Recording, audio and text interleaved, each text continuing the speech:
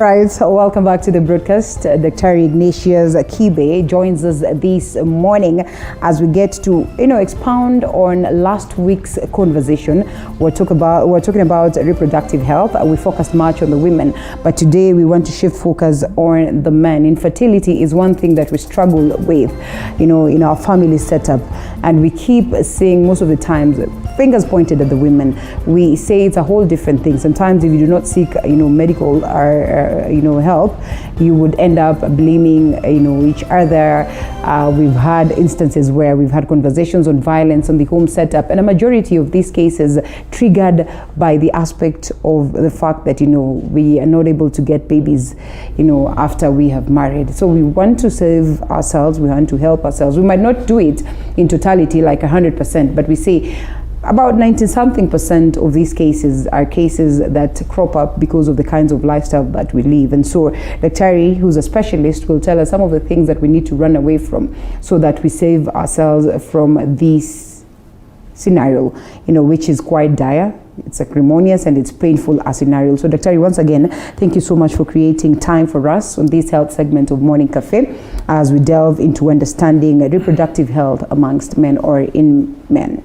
Thank you, and I wish to welcome men. Yes. Last time Linda welcomed ladies. The ladies, yes, and now, we say the men too. And so today you're welcoming the men, and I'm saying the ladies too. Please, ladies, gentlemen, and the others, please welcome. I don't know what I'll be asked, but I'm ready and willing to discuss.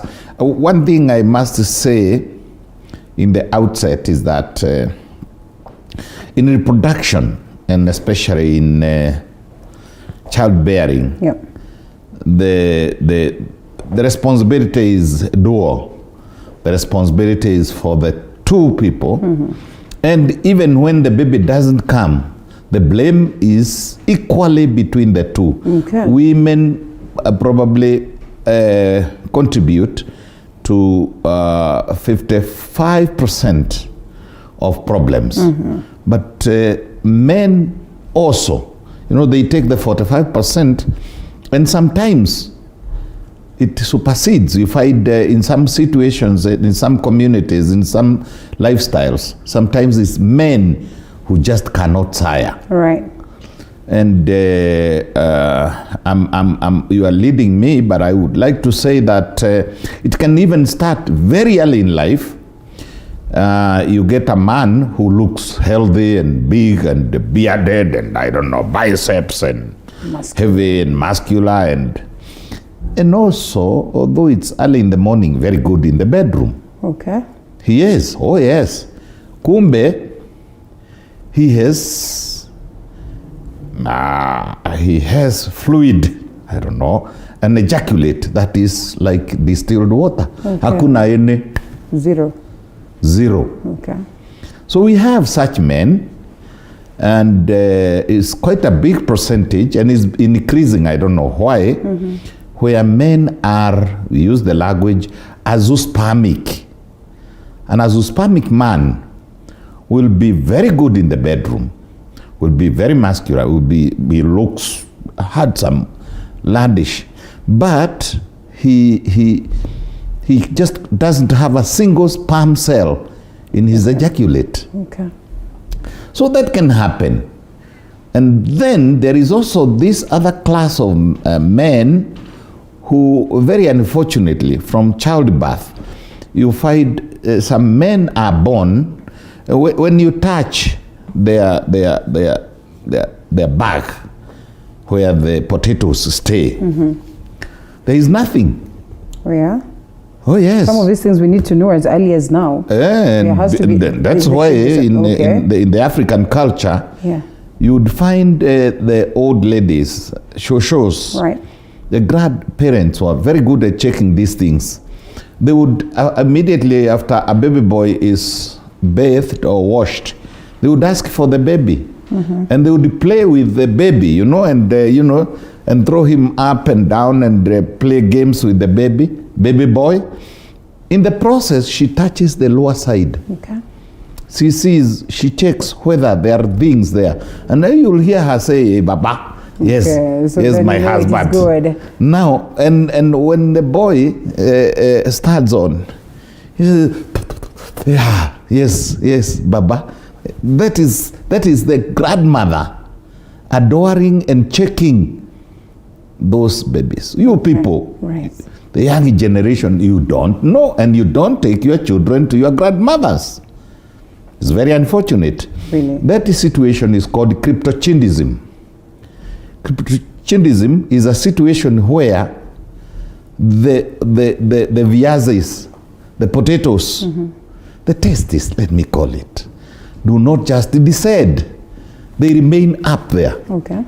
And that man will not sire. Can that be addressed at that tender age? Can that be fixed? Well, yes, we can do surgical intervention.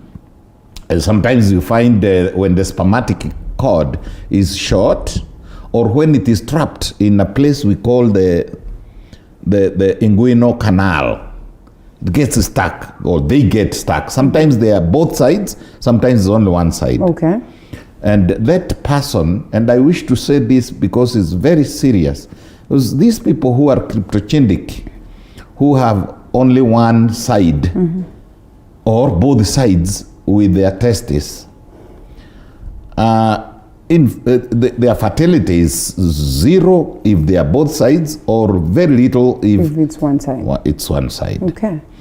And a bit unfortunately, and this is good information for parents, young parents especially, at a later stage in life, say at 30 years, 40 years, these people are higher at the risk of cancer of the testes. So cryptochindism can precipitate cancer.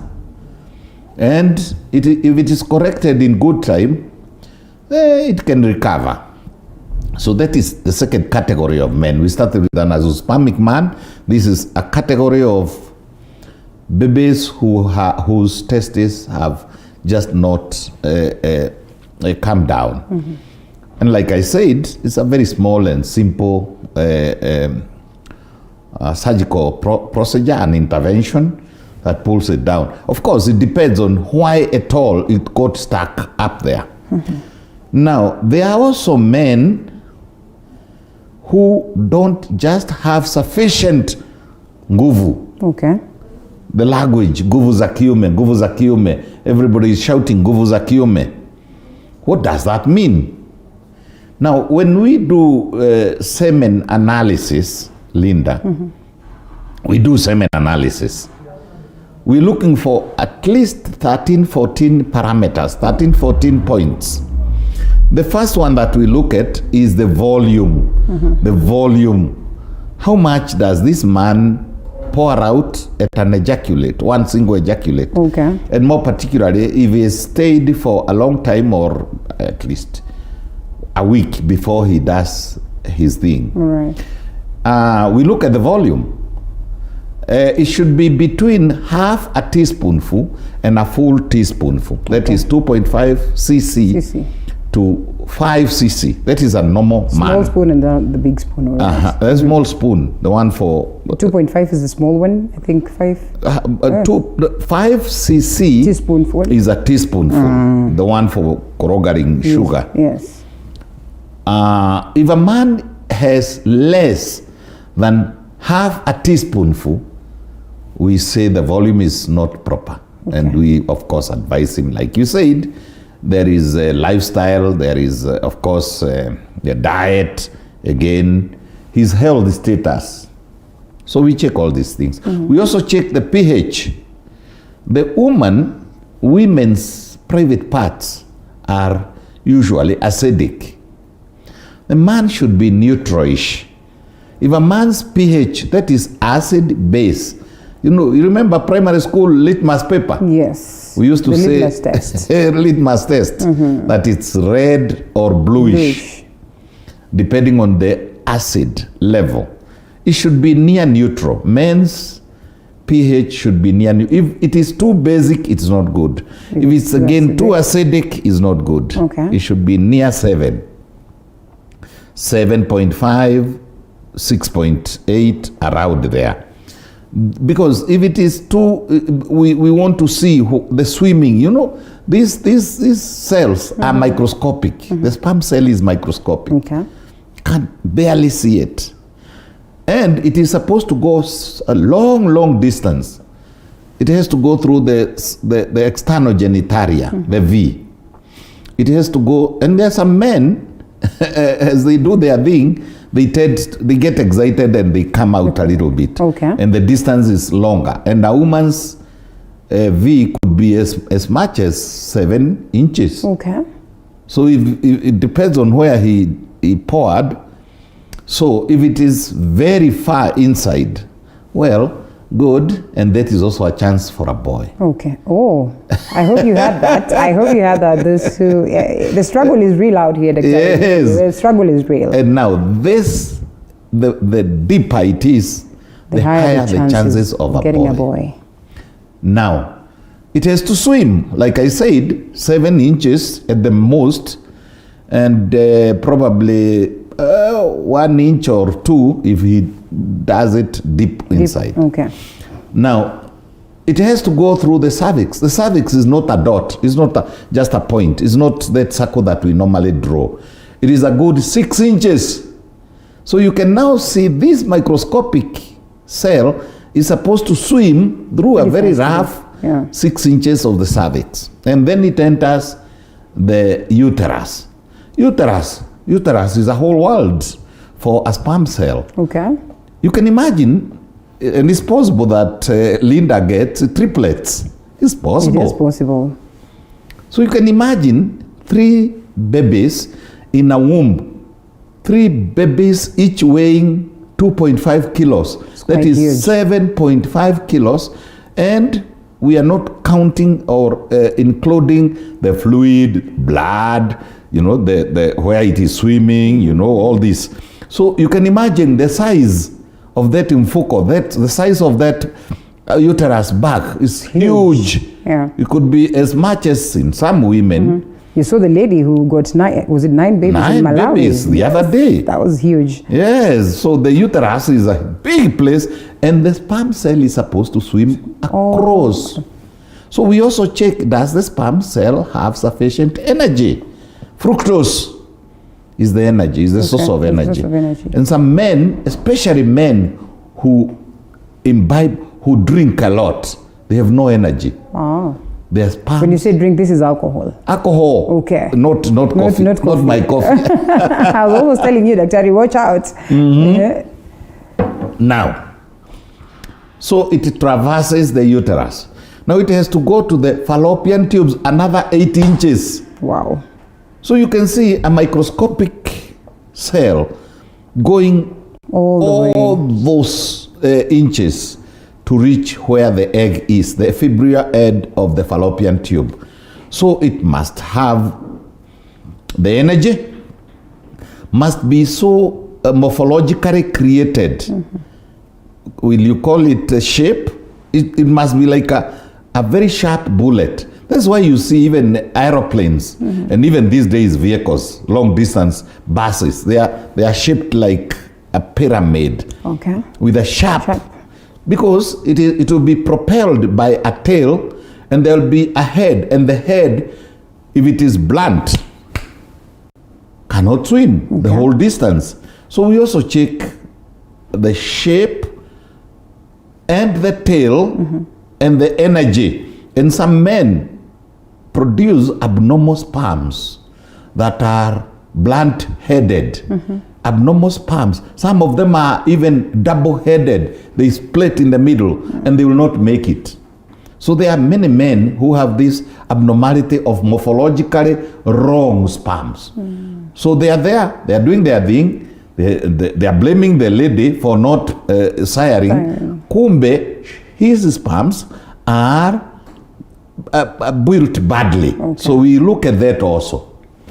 The other thing that we look at in great detail, and this can cause men to be infertile, is a kinetic speed, the one I just talked about, the speed, because it's supposed to move from the V to the cervix, to the uterus, to the fallopian tube, to the end near the ovary. You see, it's a long distance. Now, so we measure distances.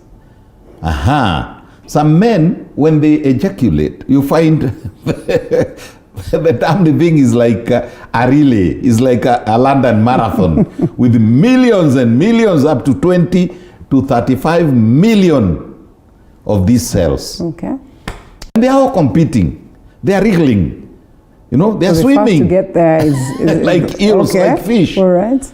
Trying to get there, and they compete. I'm telling you, they do. Wow. In fact, in my lecture, I used to call it the difficult journey of the sperm cell. It's a tough journey. So some men have very lazy sperm cells. Where he drops them, they stay there. What informs this? Natural, like this, no, you're born that way, lifestyle, like you say? Lifestyle. Okay. This is a lazy man by himself. All right. He doesn't do any exercises. He's a DDO, daily drinking officer. He's always drunk. He's the fatso type also is not very good. You know, when they are too big, their sperms tend to be slower. And the kinetic energy, the forward thrust of the sperms matters a lot. Okay. So we have three main classifications. Very fast. Those are like the people from the Nilohamites, our friends, who will conquer the whole world. They are very fast. Yes. There are others that we call medium. They are not as fast, but they move. There are others that are lazy. Okay. They will not go at all. So this last person whose sperms don't move is, of course, infertile.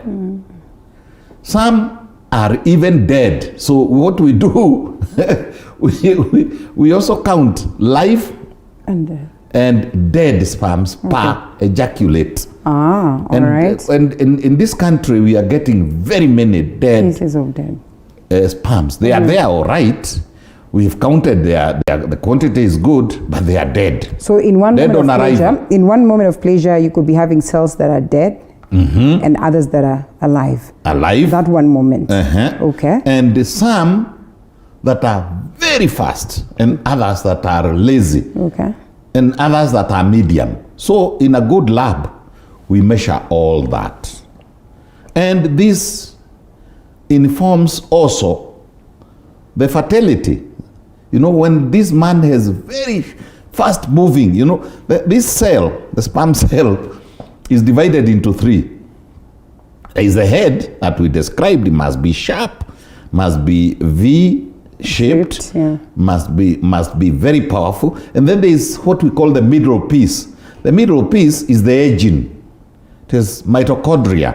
It is the one that is the engine that is propelling the and then there is a tail.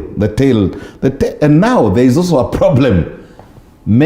Some men have sperms that with very tall tails. Okay. When it's again too tall, it's just like a relay again, to the example of the relay. When they are morphologically wrong with too long tails, like your hair, what happens is they twist around each other. We call it agglutination. They agglutinate and they form into balls. It's just like a relay, where some tall guy from probably Rwanda or somewhere, and also from probably somebody whose legs are not very powerful, and he falls down, and all the other people fall down in that relay, and they don't complete the race. So we have men who have sperms whose tails are too long and wide, and they end up agglutinating. So there are very many reasons why a man can be infertile. Now we also check to see whether this man has, we mentioned sufficient energy. We mentioned sufficient fluid. We want to check whether in his lifetime he has had gonorrhea or syphilis or chlamydia or Trichomonas vaginalis, because what happens is when these bacteria go into a man, they end up in the manufacturing unit, which is the viazi itself, the potato, the testis. And there they can precipitate or resort to very many conditions, diseases. I'll mention one, epididymitis. Epididymitis. Epididymis is that place where sperms mature. Once they are manufactured, and it takes, by the way, 72 days to manufacture one sperm. One is an average 72, it could be 65 to 75 days, but 72 days on average to manufacture one sperm. Wow. And so every second, billions of sperms are being manufactured. They start every second. Now I'm starting. The others are at the stage too. So by the time 72nd day comes, I'll have sufficient to discharge. So there are men who do not mature at all. They are called spermatids. They are there. They did not mature. So that is also a condition that can make the procedure of maturation of sperms. Okay. There are a couple of questions coming in, Daktari, and I'd love for you to get to answer them. And even as you expound some more on that particular point, of course, one is asking whether family planning could be a factor towards also altering the processes of the man, you know, their health, reproductive or system. And when they're saying this, is not family planning on their end or contraceptives, you know, they just speak of contraceptives and family planning on the end of the women. So whatever it is that the woman takes or gets in form of family planning, whether it will alter the health processes of a man. I don't think so. It doesn't. It doesn't. But there are men who've said contraceptives affect them in a way, and we know the basic ones that they probably use. Let's hold it and take a short break. Come back on that break. All right. Okay. Good.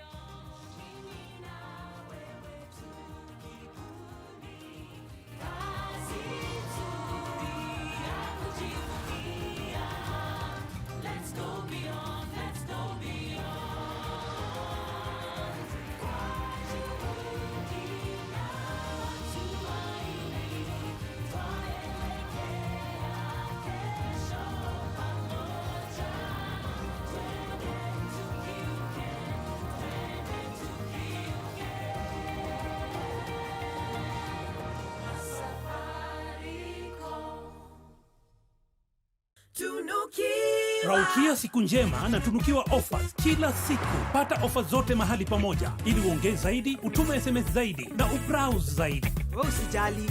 Tuma namba ya kila supplier kwa hiyo soko. Ndio nitaongea na kila mmoja wao. Very good. Piga *444# utunukiwe Credo double. Raukia siku njema na tunukiwa offers kila siku.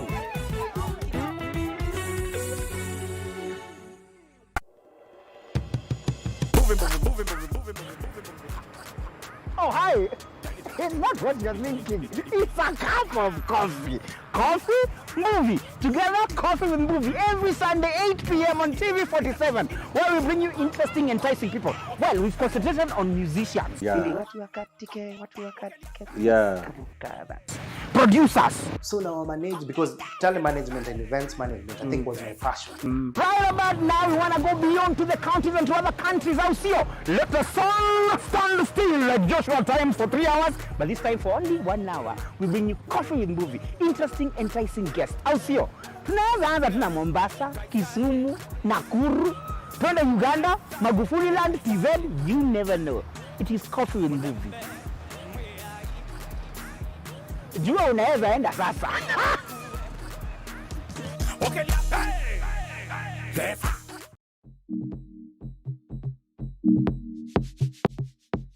Before the markets open, farmers begin their day, each with a desire to produce the best. But how can they increase the numbers, maintain the standards, Aitoi ile garlic inafaa itoi, that standard garlic. reduce the cost? We spread our risk.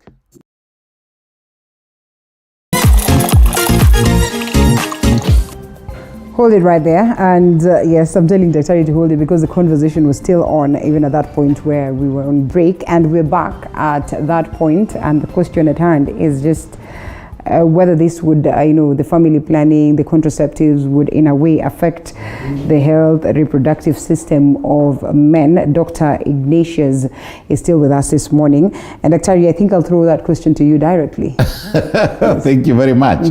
Now, what I know, and as we continued with the conversation, is that directly, what a man would imagine that because my wife has a Depo-Provera, or because my wife has an injection or an implant, or she swallowed tablets, it will not affect. This is systemic. It is going to the brain. We said last time it goes to the pituitary gland, it goes to the hypothalamus, it comes to the ovaries, it goes to the fallopian tubes, it spoils the systemic ones. A condom, of course, many men, I dare say, including myself, All right. we don't fancy condoms. Probably Europeans do, but not our people.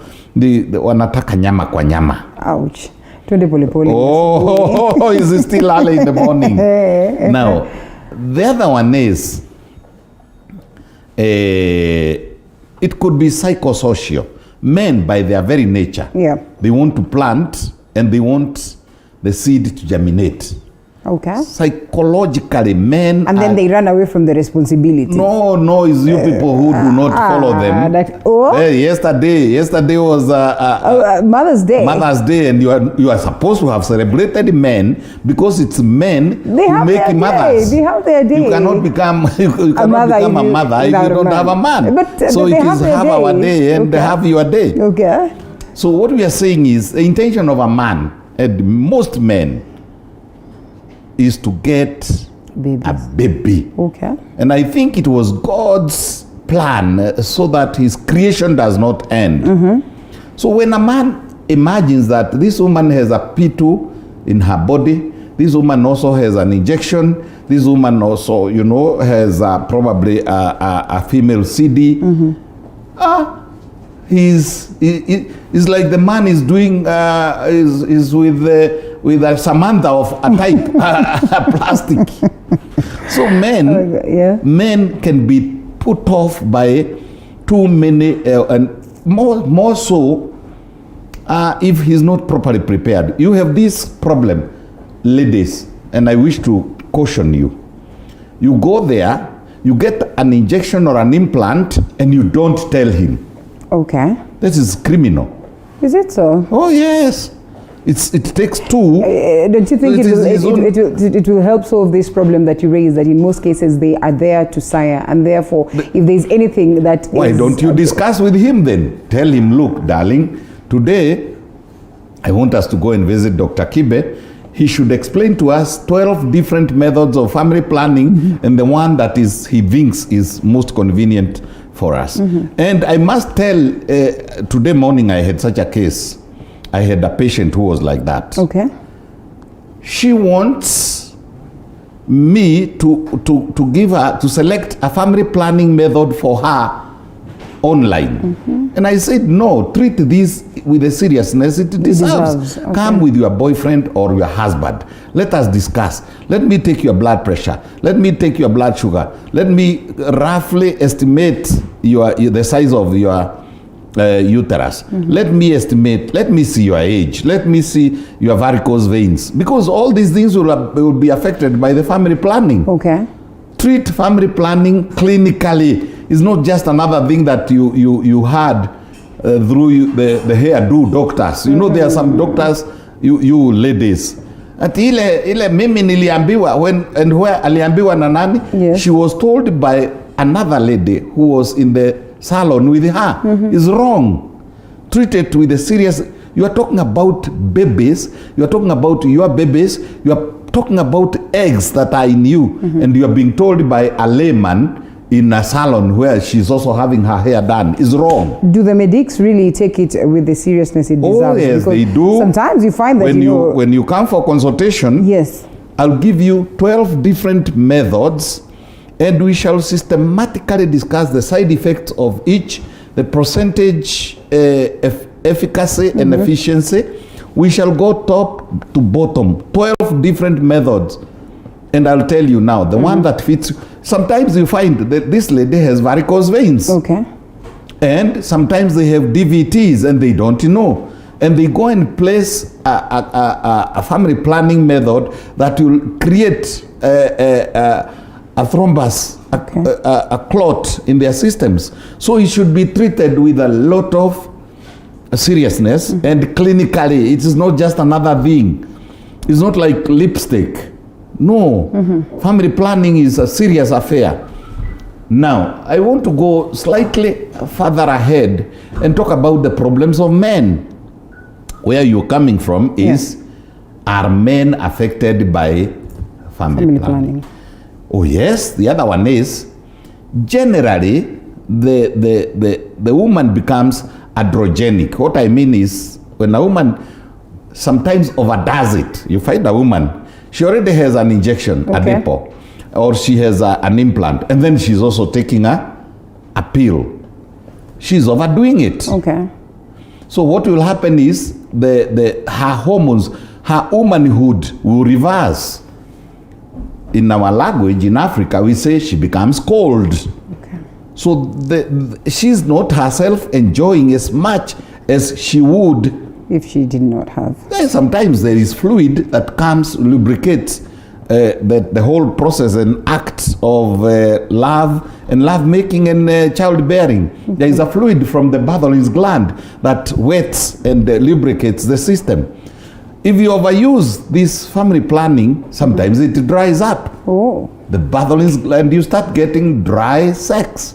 Okay. So what we are talking about is all these things must be discussed, and they absolutely do affect a man. A man will know. Okay. That you are there's some difference. There's some difference. Now this is becoming drier. So sometimes they will keep probably mafuta ya kukamua, some jelly or something near, or KY jelly or V gel near the bed. Sometimes the baby's oil, those baby oil, and they will lubricate with it. And the reason, let's just start with the reason. The reason is she overused and misused contraception.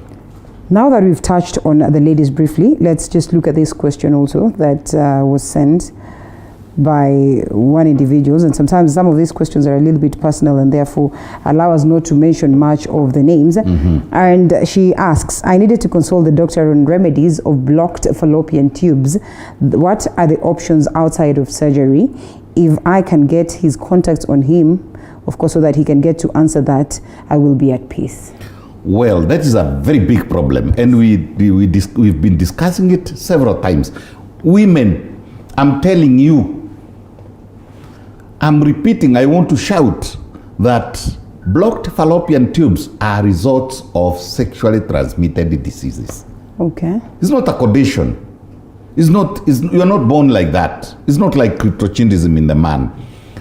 The minute you notice abnormal discharge coming from your private parts, go very fast, go to one of the best doctors in town. Get it done, culture and sensitivity, and get treated, because it will continue burning. We call it inflaming. We say inflammation. Sometimes we even call sexually transmitted diseases, we call them PIDs, pelvic inflammatory diseases.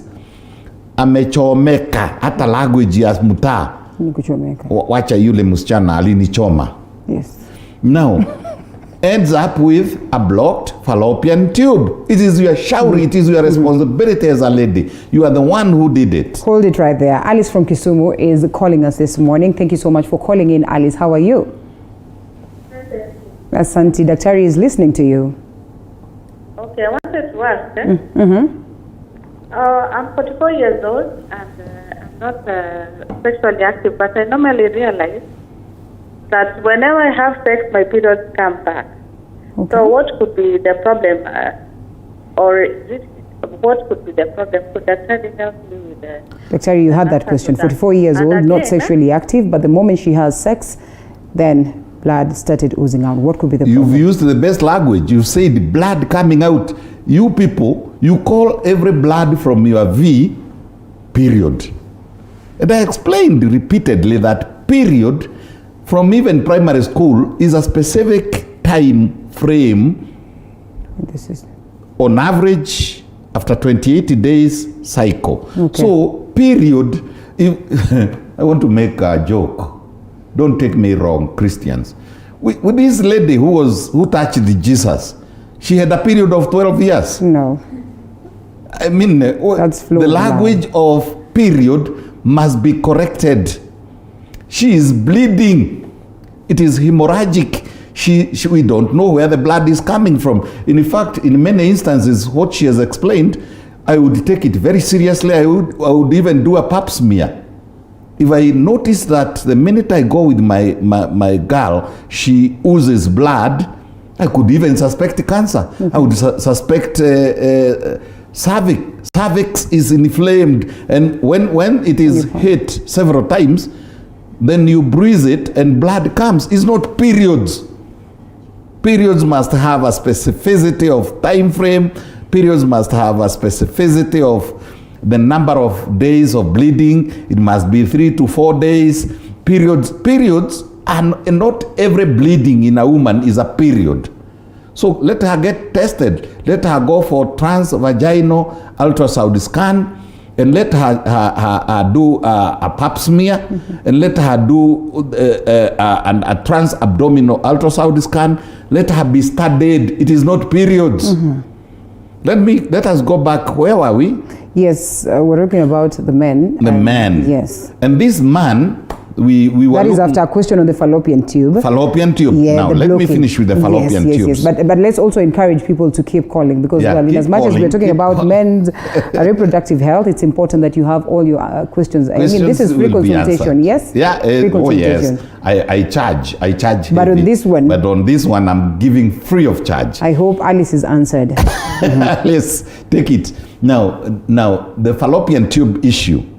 Once they block, one thing I want to tell you doctors, especially radiologists, don't tell us blocked fallopian tubes. We said the fallopian tube could be as long as 8 inches. Where did it block? Okay. Did it block at the beginning? Did it block at the isthmus? Did it block at the fibrio head? Did it block at the convo head? That language is just like a water pipe. When you are told that maji mfereji umevunjikia wapi? Hapa kwa kitchen, hapo nje, hapo kwa barabara, where? So it's very important. Now that was a small, shall I call it an advice, a piece of advice to radiologists, because we want to know where exactly. Because treatment of a cornwall block at the beginning is not the same as treatment in the middle, is not the same as treatment at the end. Now, where I studied, when it was in the middle, we just used to do a HSG with force, with a lot of, it's like putting pressure on a pipe and forcing water to gush into the fallopian tube. To unblock. And quite often it succeeded. Okay. Sometimes we used to use balloons. We would put balloon which is not inflated, and then we would play with it, inflate it, play with it until we unblock. Sometimes we would probably put even, I used to see even wires to unblock. It depends on where and to what extent. The blockage. We also have what we call tuboplasties. Depending on where it is, we have tuboplasty. It's like a blocked fallopian tube, and we want to place a bypass or a tube inside it where there is a jump over to the other side. We also have something we call fibroplastis. Fibroplastis is when it is at the end, and we go there, sometimes laparoscopically, and we slice and open it up. So it is not necessarily, I'm repeating it, is not necessarily, it must not resort to a surgical operation. But where exactly is the block? When somebody says between here and, I'll give an example, Thika, there is a road block. Where? Is it near Pangani? Is it at Ruiru? Is it at Juja? So that we may know even how to bypass. We can go via Kiambu. So you radiologists, you are not doing as good, and surgeons also. Let us talk about probably repairing laparoscopically.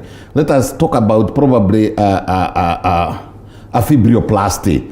Let us talk about probably what I said, a balloon. There are very many different methods depending on where and how the tube is blocked. The essence, the baseline is, ladies, get treated. I repeat, get treated for the smallest PV discharge.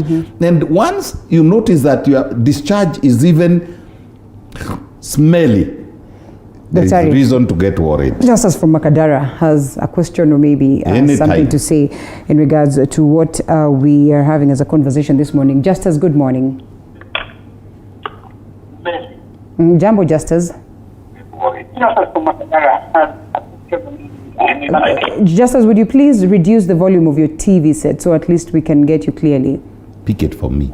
Hello? Yes, Justice, we can hear you. Nikoda kuuliza daktari. Kama hiyo mambo na roribito unapata wakati uko na msichana, wakati unaenda na yeye pata inalala. Alafu kuna wakati nilikuwa na hiyo disease ya kutoa uchafu, discharge kwa parents, lakini discharge nikaisha. Lakini bado naonanga shida iko.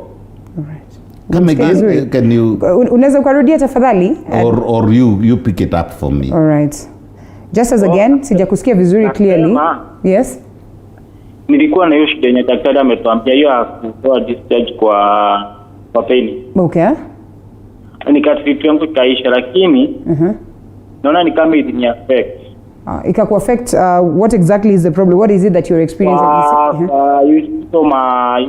Hizo pande ya nini zangu zinaitwaje? The system generally, he says he had a problem that you have explained, and akatritiwa, and then eventually alipona. But then again, he feels like it affected him somehow. No, what happens is good that we pick for 2 minutes. Yes. We pick on the physical problems of men. Right, okay. And their organs. Because sometimes when a man also gets sexually transmitted diseases, gonorrhea, syphilis, chlamydia, mention them, trichomonas vaginalis, Gardnerella, what? Even herpes. When a man gets this, even what? It climbs up, just like in the lady, it climbs up the urethra. He gets a condition we call urethritis, and a man can also block the tubes. Okay. Vas deferens blocks. We have had strictures, you saw? If he cures, the disease is gone, but the scar is still there. Okay. Or he healed like a keloid. You know, some people, when they get hurt or when they have a wound, as it heals, it leaves a keloid. It leaves a swollen part, and the bacteria are finished. Okay. So he'll continue having the problems, yes. Until sometimes we do tunachokora huko ndani, like just like the fallopian tube of a lady. Right. A man's urethra can have permanent problems, and we have a test. We have a urogram. We shall climb up with the urogram, just like in the woman we said HSG, hysterosonography.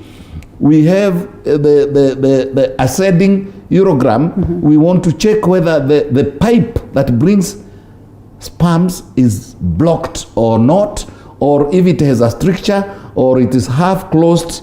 We also check whether he has prostatitis, because sometimes these bacteria grow up, and they spoil the prostate gland, which is an integral part of reproduction in a man. We want to check whether his seminal vesicle, the store of sperm, sometimes it gets inflamed, and sometimes it goes on like that through the seminal vesicle, through the urethra. It gets urethritis and it climbs up to the kidney and destroys the kidney. Okay. You know, you get the man, an infection can go all the way up to cause nephritis in the kidney. Sometimes it climbs down through the same pipes and goes to the testis. And that's what I mentioned, epididymitis. That is what I mentioned. Sometimes it may heal and leave him with something we call a hydrocele, or several small hydroceles or cysts. Okay. So the men are just exactly like women, and there are many men who have cystic testes, or even cystic. They have cysts or damaged prostate gland, prostatitis, or men who have actually, even sometimes we get the seminal vesicle blocking. So men are exactly like women, but they don't want to admit. Hold it, Dr. Psychological effects of the same. Are there scenarios where you probably are healed, but because you still are traumatized by that experience, then you can experience psychological instability? Absolutely. That gets you thinking that maybe you are not okay, and in real sense you are. Absolutely true, and that's why self-treatment is wrong. Okay. Over-the-counter treatment is wrong. And men, it's not expensive. I mean, if somebody has a swollen private part or genitals, the hanging genitals, go for an ultrasound scan. Let us, tunasoma, we read the page by page of that organ. Nikukate tena kidogo daktari, tuchukue hii simu. Manake it is very important. Anytime. Derek from Embakasi, jambo. Good morning. I wanted to inquire. Before my scrotum used to be sagging.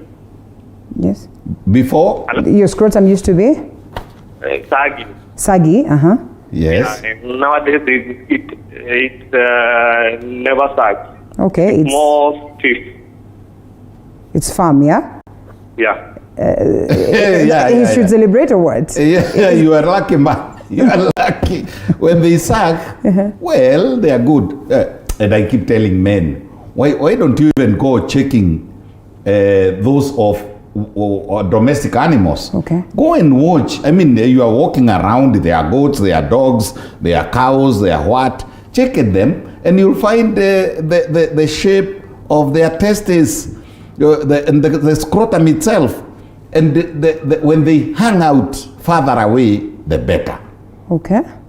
Because we want lower temperature, at least. But hold it right there. Degrees. He finishes by saying that before they were saggy, but now they are not. Well, that is probably he has an illness. That's what we are saying. The further away they are, away from the body, the better. The better. And that's what. And they are also not of the same size, by the way. If you watch Atawewe when you go home, watch the goat, the he-goat. You'll find one testicle is always bigger than the other one. Yes. And it hangs further away. If you kept them together on the same level, they will hit one another and they will burst one another. So God, even your kidneys are not on the same level. Even your eyes, and the eyes and your breasts. We still are coming back to answer that because I'm sure he's not gotten the best answer. But let's pick this last call, yeah? Yes. From Gilbert. Gilbert, jambo. How are you? Hey, Gilbert, tunakusikiza. He's calling from Nairobi, yes? Yeah, hiyo ni kazi nzuri tunafanya. Sorry? Kazi nzuri tunafanya, huh? Asante. Asante. And also, yeah, I wanted to confirm from the daktari kwamba 72 hours of sperm development ama 72 days. 72 days. 72 days, not hours. Thank you. Alisahau akasema days. Oh, alisema days. Oh, all right. 72. No, I thought he said days. We are yes. saying days. Days, not hours. I gave an example and I said this minute billions of them are in process in my testes, and they are being processed, so that by the 72nd day I'll have sufficient. I'll have 32 million for the first shot, probably 25 million for the second shot, and probably 10 million for the third one. And they diminish. And in fact, that is another thing that I want to mention. There are men who are sex maniacs. They start from morning with a girl. By 10 o'clock, he has finished with that one. He's with another one at lunch hour. They stop with that one, and they have their wife at 8. It is He'll possible. become infertile. Oh. Amemwaga kila kitu. Too much of something is poisonous. Yes. All right, Yes. let's go back to the question that we had earlier on. So this is his concern, that initially it was saggy, but now it is not.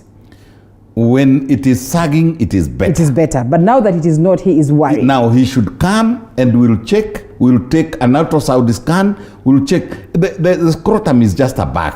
Only that sometimes we get diseases that are between the testes per se, and the viazi, and the sac. So and sometimes we get things that we get conditions like hydrocele, like I mentioned, or cysts. But when he's sagging, he is better off. I want to mention something. They also change with what you are doing. If you are a truck driver, and you are always warm, or you are probably a motorbike rider, then they'll sag more. When you go to cold water, they shrink upwards. And I want to mention something before we move out of this question. Because we're almost actually. Now,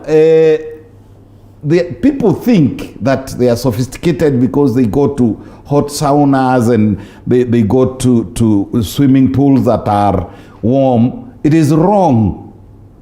It's wrong. Don't heat up that place. It should be at least 3 to 4 degrees lower than the body temperature for it to manufacture the sperm. So there are some people, I pity cooks, male men who are cooks. Oh, okay. With due respect. Because the higher the temperature, the environmental temperature, the less the production of sperms. That's why deliberately, and that's why I'm referring you to when you are walking around, look at the bulls. The better a bull is, the more sagging they are. Oh. And remember also that they get sick. And when you notice the smallest swelling, the smallest, the slightest of pain, please come to a good quality doctor. Dr. Ignatius Kibe. Not necessarily me, the very qualified who is nearest to you. Thank you so much, Dr. Time is extremely not on our side, but the phone calls, the numerous phone calls that are out here, I do not understand how you're going to tell me you're not here on Monday. Again, let me give them my contact. Yes, please. As we close it. Please don't telephone. Please don't telephone. Just give them the number so we can close. 0722 534444. Texts only. 0722 534444. The phone calls are many, but time is not on our side, my people. So kindly get a hold of Dr. on that particular number. We hope to hold him again as we have these conversations, because we realize that health is crucial and we are struggling and suffering out here. We can only go out and seek medical advice. And Thank you men, so much. reproduce. Don't allow your woman to go for population to go down.